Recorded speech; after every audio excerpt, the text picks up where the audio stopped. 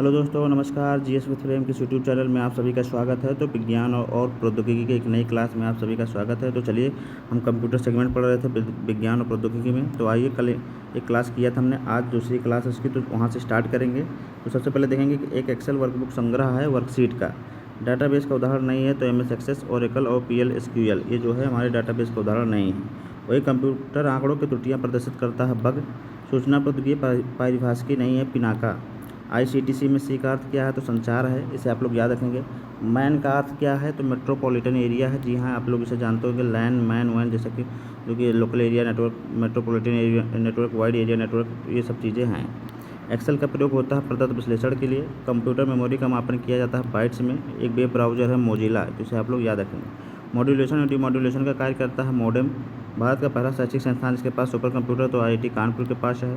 नया सॉफ्टवेयर संदेश पाठक विकसित किया गया किसानों के लिए। तो ये जो है हमने यहाँ पर शायद कल इसको डिस्कस कर लिया है, तो आज इसके हम आगे से देखेंगे। यहाँ से हमको देखना है, यहाँ से हम इसको डिस्कस करेंगे। तो संगणकों के IC चिप्स प्रायः बने होते हैं सिलिकॉन के। कंप्यूटर हार्डवेयर में जो सिलिकॉन का बना होता है आंकड़ों की बहुत अधिक मात्रा को भंडार में रख सकता है, क्या कहलाता है? चिप कहलाता है। साइबर आक्रमण और आंकड़ों की चोरी के डर से बचने हेतु centre for development of advance computing के एक नए सॉफ्टवेयर का विकास किया गया जिसे नयन कहा जाता है। अगला देखेंगे सूचना प्रौद्योगिकी की शब्दावली, जिसे उपयोगकर्ता के ईमेल का पता ज्ञात करने के लिए प्रयोग करते हैं। क्या है? फिंगर है, इसे आप लोग याद रखेंगे। विश्व का प्रथम इलेक्ट्रॉनिक डिजिटल कंप्यूटर कौन सा है तो ये ENIAC है। जी हाँ, ENIAC है। द्विआधारी प्रणाली में 1 किलोबाइट बराबर होता है 1024 बाइट्स के। कंप्यूटर की स्मृति का मापन किया जाता है बिट्स के रूप में। जी हाँ, कंप्यूटर की स्मृति का मापन बिट्स के रूप में किया जाता है। ब्लूटूथ तकनीकी अनुमति देती है पेड़ों के बीच वायरलेस संचारण का, इसे आप लोग याद रखेंगे। विश्व का द्रुततम कंप्यूटर निष्पादित कर पाया है 10 पर पावर 12 संक्रियाएँ प्रति सेकंड। कंप्यूटर वायरस होता है एक सॉफ्टवेयर प्रोग्राम। लेजर प्रिंटर में प्रयुक्त होती है सेमीकंडक्टर लेजर, इसे आप लोग याद रखेंगे। पहला कंप्यूटर किसके द्वारा बनाया गया था? चार्ल्स बेबेज के द्वारा। आधुनिक कंप्यूटरों को लघु रूपकरण संभव हो पाता है समकालित परिपथ चिप्स के परिपथ से, तो इसे आप लोग याद रखेंगे। तीसरी पीढ़ी संगणक का मुख्य इलेक्ट्रॉनिक अवयव समेकित कर परिपथ। भाभा अनुसंधान केंद्र विकसित द्वारा सुपर कंप्यूटर परियोजना है अनुपम, इसे आप लोग याद रखेंगे। भाभा के द्वारा विकसित सुपर कंप्यूटर परियोजना का क्या नाम है तो अनुपम नाम है। पेंटियम ब्रांड से बेचा जाता है माइक्रो प्रोसेसर, इसे आप लोग याद रखेंगे। मस्तिष्क की कार्यप्रणाली का नकल करने वाला सबसे छोटा सबसे तीव्र गति वाला कंप्यूटर क्वांटम कंप्यूटर कहलाता है। विश्व संगणक साक्षरता दिवस कब मनाया जाता है तो 2 दिसंबर को। चीन द्वारा हाल ही में निर्मित दुनिया के सबसे तेज़ कंप्यूटर का नाम तिहाने सेकंड है।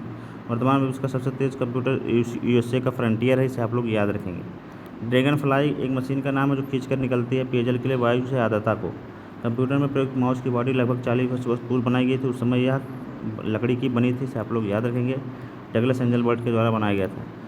अब हम सूची 1 को सूची 2 से मिलाना की तरफ। इनपुट डिवाइस ये प्रिंटर से संबंधित है। MS-DOS जो है सिस्टम सॉफ्टवेयर। कंप्यूटर का मस्तिष्क सेंट्रल प्रोसेसिंग यूनिट। कंप्यूटर के जनक चार्ल्स बेबेज हैं, इसे आप लोग याद रखेंगे। कंप्यूटर डाटा की त्रुटि की पुष्टि करता है बग, इसे आप लोग याद रखेंगे। अब हम विविध में देखेंगे यहाँ पर तो INS विशाखापट्टनम के संदर्भ में सही कथन या परमाणु जैविक रासायनिक युद्ध की परिस्थितियों के लड़ने के लिए सुसज्जित है। विकिरण चिकित्सा में कोबाल्ट 60 को इसलिए प्रयोग किया जाता है क्योंकि इसमें विशिष्ट गुण के कारण उत्सर्जित होती हैं गामा किरणें। तो कोबाल्ट 60 में गामा किरणें जो है उत्सर्जित होती है जो कैंसर में प्रयोग की जाती है। सूर्य की विकिरण ऊर्जा जिसका परिणाम हुआ है नाभिकीय संलयन। जहाँ विज्ञान और पर्यावरण केंद्र स्थित है वहाँ नगर है नई दिल्ली, इसे आप लोग याद रखेंगे। वैज्ञानिक प्रबंधन का जनक FW टेलर को कहा जाता है। लेजर एक स्रोत है प्रकाश का। साइट का अर्थ है सैटेलाइट इंस्ट्रक्शनल टेलीविजन एक्सपेरिमेंट, इसे आप लोग याद रखेंगे। वह चर जिसका औसतांक माध्य मानक विचलन निकाल सकते हैं और मापे जाते हैं अंतराल मापने के द्वारा। केंद्रीय प्रवृत्ति का माप नहीं है प्रमाणिक विचलन, इसे भी आप लोग याद रखेंगे। वाटर जेट तकनीक का उपयोग किया जाता है खदानों के वेधन में। एक कार्बन माइक्रोफोन सबसे श्रेष्ठ प्रयुक्त होता है टेलीफोन में। सोलेक्सो होता है सौर रिक्शा। त्रिविमीय चित्र लेने के लिए प्रयोग करते हैं होलोग्राफी का, इसे भी आप लोग याद रखेंगे। चुंबकीय अनुनाद विकिरण MRI परिघटना आधारित है नाभिकीय चुंबकीय अनुनाद में। गाड़ियों के टायरों में हवा भरी जाती है क्योंकि अधिक संपीड़न है। हवाई जहाज़ के ब्लैक बॉक्स का रंग होता है नारंगी, इसे आप लोग याद रखेंगे। GPS प्रयुक्त होता है ग्लोबल पोजिशनिंग सिस्टम के लिए। NTPC संयंत्रों में गैस आधारित नहीं है टांडा, इसे भी आप लोग याद रखेंगे। USA के national institute of standard and technology की भौतिक भेद्यताओं के एक ऐसी परमाणु घड़ी का निर्माण किया गया जिसे विश्व के सर्वाधिक सही समय देने वाली घड़ी माना गया है।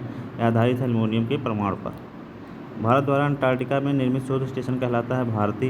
विश्व की सबसे बड़ी विशुद्ध घड़ी जो प्रति 300 मिलियन वर्षों में केवल 1 सेकंड पीछे हो जाती है प्रयोग करती है स्ट्रांसियम परमाणु का। दक्षिण ध्रुवीय शोध के लिए स्थापित प्रथम भारतीय स्टेशन का नाम दक्षिणी गंगोत्री है। ATM से तात्पर्य है ऑटोमेटिक टेलर मशीन से, इसे आप लोग याद रखेंगे। विश्व की विशालतम दूरबीन है ice cube. Indian institute of remote sensing स्थित है देहरादून में। सतीश धवन अंतरिक्ष केंद्र स्थित है श्रीहरिकोटा में। वह टीवी चैनल जो केवल अभियांत्रिकी और प्रौद्योगिकी विषयों को प्रसारित करेगा एकलव्य कहलाता है। रोबोट से संबंधित है साइबरनेटिक्स। प्रथम मीडिया लैब एशिया परियोजना स्थापित है हैदराबाद में। विज्ञान और प्रौद्योगिकी के क्षेत्र में योग्यता प्रदर्शित करने हेतु दिया जाता है शांति स्वरूप भटनागर पुरस्कार। भारत का पहला रिमोट सेंसिंग सैटेलाइट छोड़ा गया था बैकोनोर से। वायुयानों के उत्पादन से संबंधित है हॉल।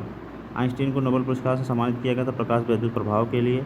प्रकाश विद्युत प्रभाव के आविष्कारकर्ता थे हर्ट्ज। जी हाँ, प्रकाश विद्युत प्रभाव के आविष्कारकर्ता कौन से? तो हर्ट्ज थे।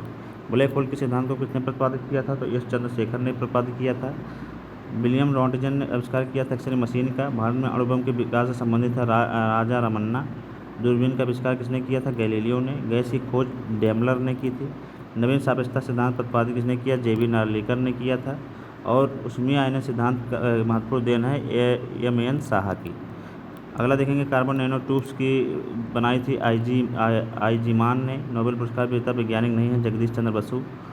भौतिक विज्ञान और जीव विज्ञान दोनों विषयों में अनुसंधान किया जगदीश चंद्र बसु ने। एक तरफ सम्मिलित करना है तो रिवाल्वर की खोज कोल्ट ने। डायनामाइट की अल्फ्रेड नोबेल ने। शीतलता का नियम न्यूटन ने। और दाब का नियम पास्कल के द्वारा दिया गया है। अगला देखेंगे यहाँ पर एक्स किरणें डब्ल्यू रोंटजन के द्वारा। रेडियो सक्रियता एच बेक्रूल के द्वारा। इलेक्ट्रॉन जो है जे थॉम्सन के द्वारा। और न्यूट्रिनो जो है एनरिको फर्मी के द्वारा खोज किया गया है। आईएनएस शक्ति जो है पनडुब्बी है। इनसेट 1D भूस्थैतिक उपग्रह है। अग्नि जो है प्रक्षेपित मिसाइल है। निशांत जो है पायलट विहीन लड़ाकू विमान है। इसे भी आप लोग याद रखेंगे।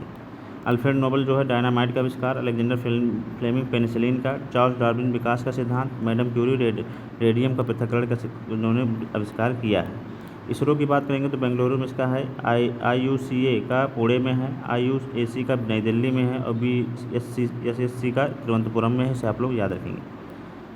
भाभा परमाणु संधान केंद्र पार्क ट्राम्बे में है। भारतीय अंतरिक्ष अनुसंधान संगठन इसरो बेंगलुरु में है। विक्रम साराभाई अंतरिक्ष केंद्र तिरुवनंतपुरम में है। रेडियो एस्ट्रोनॉमी केंद्र उटकमंड में है। इसे आप लोग याद रखेंगे। RC बोस गणितज्ञ और सांख्यिकीविद हैं। सत्येंद्र नाथ बोस गणितज्ञ और भौतिक शास्त्री हैं। डॉक्टर शंभुनाथ प्रायोगिक पैथोलॉजी हैं। डॉक्टर नीलरतन धर रसायन शास्त्र हैं। इसे आप लोग याद रखेंगे। तो ये थी हमारी विज्ञान और प्रौद्योगिकी की क्लास जो कि खत्म हुई। आप लोगों को कैसी लगी आप लोग हमारे कमेंट बॉक्स में जरूर बताइए। 3 से 4 क्लासों में हमने यहाँ पर विज्ञान प्रौद्योगिकी के जितने भी PIQ सवाल आयोग में बने उनको हमने यहाँ डिस्कस कर लिया।